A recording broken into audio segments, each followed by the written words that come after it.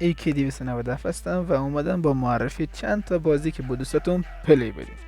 خب اگر اهل ساخت و ساز هستید، این بازی دیگه همه تو میشناسید تقریبا.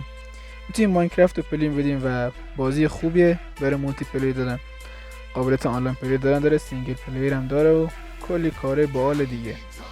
بازی بعدی برای کسایی که ماشین دوست دارن و در سبک ماشینیه، بازی اکستریم دریفت. تو این بازی شما میتونین با دوستاتون مسابقه بذارین و در حالت عادی میتونین تو شهر برین ماموریت انجام بدین و پول جمع کنین واسه خودتون.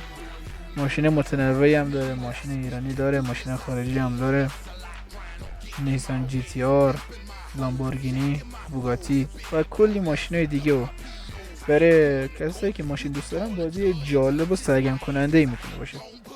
بازی بعدی بازی ماشینیه برای عشق درگا، بازی نو لیمیت درگ، درگ نامحدود. توی این بازی شما هم میتونین فری راید داشته باشین، توی زمین واسه خودتون پلی بدین و هم قابلیت درگ گذاشتن داره و کلی تونینگ های مختلف. مثلا میتونین سوپر شارجر، توربو شارجر بذارین، لاستیک های ماشین رو بزرگ کنین، رنگ ماشین رو عوض کنین و کلی طرح‌های مختلف بذارین، با دوستاتون درگ بندازین و پروفایل بزنین داخل بازی و حتی میتونین آنلاین تو فری رایت پلی بدین. و بخش درگش هم اینجوریه که شما مثل درگ واقعیه، درجا میزنید، میرید پشت خط، نگه میدارید تا وقتی چراغ سبز میشه و استارت. و برای کسی که درگ دوست دارن خیلی بازی خوب و جالبی میتونه باشه. بازی بعدی در سبک بازی های جی تی ای، بازی LAC یا لس آنجلس کرایم، جنایت های لس آنجلس.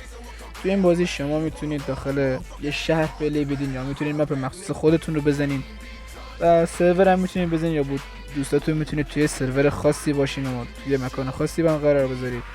این بازی گرافیک خوبی داره از لحاظ گرافیک و هم اول شخص داره هم سوم شخص، اسلحه های متنوع داره و شما میتونید تو این بازی ماشین سوار بشین، هلیکوپتر داشته باشید و کرکترتون رو میتونید عوض کنین و اسم های مختلف بذارین. و در این بازی یک بخش کریتور یا همون سازنده هم هست، اونجا میتونید مپ خودتون رو بسازید و با دوستاتون پلی بدین، سرورش رو شیر کنید و پلی بدید با رفقاتون.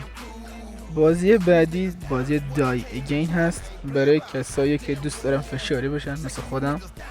این بازی به هر شکلی سعی میکنه که شما رو بکشه، بعضی جا شما رو پرت میکنه بالا، بعضی وقتا با اره شما رو میکشه، بعضی وقتا با پروتال شما رو جابجا میکنه و از دره پرت میکنه پایین و بازی سختیه.